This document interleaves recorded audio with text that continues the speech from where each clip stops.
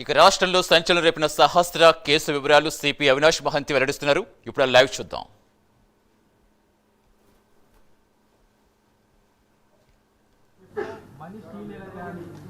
చెప్తారు. I think DCP Balanagar will tell about the slip and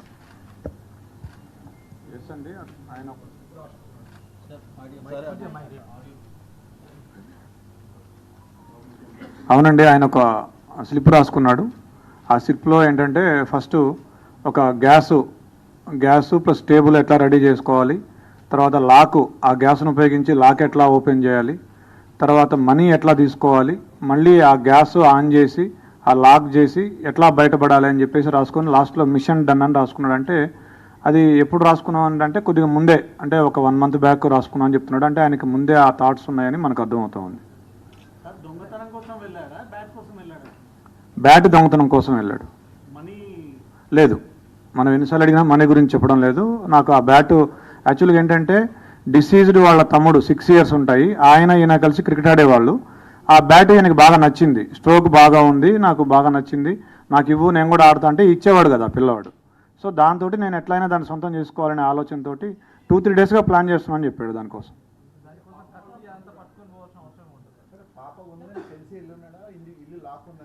అతను చెప్పింది ఏంటంటే ఇంట్లో ఎవరు లేరు, నార్మల్గా వీళ్ళు ఏంటంటే ఇల్లు దగ్గరికి వేసి వెళ్తారట.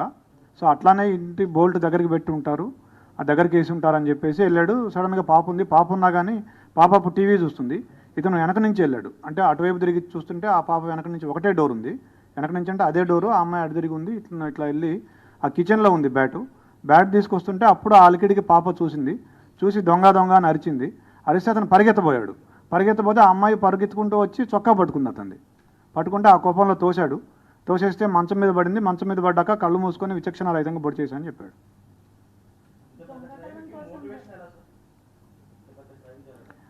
అతనికి బేసిక్గా ఈ ఓటీటీల్లో యూట్యూబ్లో ఈ క్రైమ్ థ్రిల్లర్స్, సస్పెన్స్ మిస్టరీలు చూసే అలవాటు బాగా ఎక్కువగా, దాదాపుగా ఒక 5-6 సంవత్సరాల నుంచి అదే పనిలో ఉన్నాడు. స్కూల్ కూడా ఎక్కువ వెళ్ళేవాడు కాదు. ఎప్పుడు ఏదో ఒక తన ఆలోచనలో తను ఉండి ఇలా ఊహించుకుంటూ ఉండేవాడు. అతనికి స్కూలు ఎగ్గొట్టే అలవాటు ఉండేది. స్కూల్కి వెళ్లకుండా క్రికెట్ ఆడుకోవడం, ఈ ఓటీటీ చూడడం, యూట్యూబ్ చూడడం, ఈ మిస్టరీస్ చూడడం అలవాటు ఉండేది అతనికి.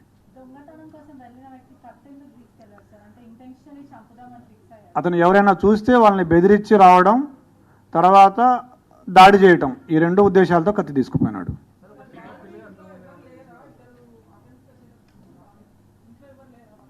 ఉన్నారు ఇంట్లో, వాళ్ళ నాన్నున్నాడు, వాళ్ళ సిస్టర్స్ ఉన్నారు, వాళ్ళ ఇంట్లో ఉన్నారు. వాళ్ళ మదర్ లేదు కానీ మిగతా వాళ్ళు ఉన్నారు.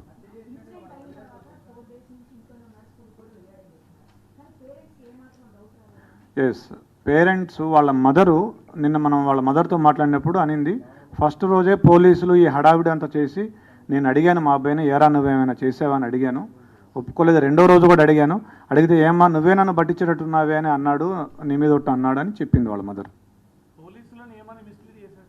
పోలీసుల్ని ఆ రోజు మేము ఫస్ట్ రోజే అతన్ని క్వశ్చన్ చేసాం. ఎందుకంటే రెండింటికి జస్ట్ 2 అడుగుల దూరం ఉంటుంది, ఆ ఇంటికి ఈ ఇంటికి పిట్టగోడకి.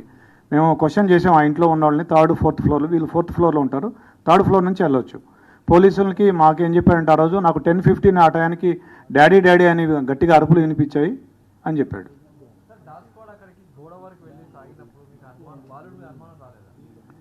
బాలుడి మీద కూడా అనుమానం వచ్చింది మాకు.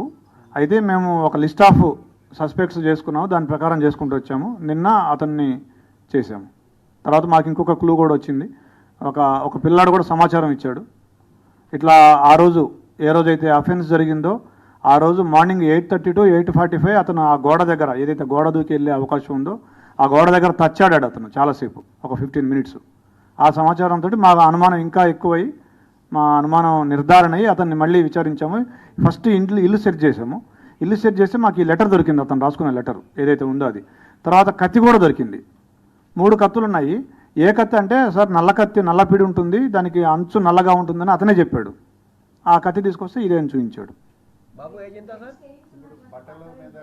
బట్టలు ఏం చేశాడంటే అతను అఫెన్స్ చేయగానే ఆ కత్తి అక్కడే కడిగేసి గోడ దూకి మళ్ళీ ఇంట్లోకి వెళ్ళేటప్పుడు వాళ్ళ నాన్న సిస్టర్స్ ఉన్నారు, వాళ్ళు ఏమైనా చూస్తారేమో అని ఆరేసిన షర్ట్ తీసుకొని ఇట్లా అడ్డం పెట్టుకొని ఇంట్లోకి వెళ్ళి బాత్రూంలోకి వెళ్ళి స్నానం చేసి ఆ టీ షర్టు ప్యాంటు 2 వాషింగ్ మెషిన్లో వేసాడు. But we found some slight blood on the clothes. We have called a special investigation team, forensic team. వాళ్ళు స్పెషల్ లైటింగ్ స్పెషల్ స్పెట్స్ వాడి they are able to found it. I also have seen it. Yes అతనికి ఒక కుందేలు ఉండేది. ఆ రోజు ఆ కుందేలు కూడా చనిపోయింది. 11:30కి మేము టైం లేని కూడా తీసుకున్నాం. అతని మీద అనుమానం వచ్చాక అతను 11:30కి బయటికి వెళ్ళాడు ఇంట్లోంచి. 11:30కి ఆ కుందేలుని తీసుకొని డాక్టర్ దగ్గరికి వెళ్తే ఆ కుందేలు చనిపోయింది ఆ రోజు. ఆ స్టోరీ కూడా మాకు చెప్పాడు. బాబు ఏజ్ ఎంత సార్? 14 years. ఫింగర్ ప్రింట్స్ ఇంకా నిన్ననే జరిగింది. ఇంకా వీఆర్ మ్యాచింగ్ ఇట్. లేదు, మనకున్న సమాచారం మేరకు ఇంతవరకు అయితే ఏం లేదు. బట్ వాళ్ళ మదర్ చెప్పిన ఒక విషయం ఏంటంటే అతను 2 months బ్యాక్ అతని దగ్గరికి ఒక ఫోన్ వచ్చింది, సెల్ ఫోన్. మేము డబ్బులు ఇవ్వలేదు, ఇతనికి ఎక్కడిది సెల్ ఫోన్ అంటే నేను కొనుక్కున్నా అని చెప్తున్నాడు. డబ్బులు ఎక్కడ ఉంటే చెప్పలేదు. అది వాళ్ళ మదర్ చెప్పిన విషయమే. సో దీన్ని బట్టి మీరు ఏమైనా అనుకోవచ్చు.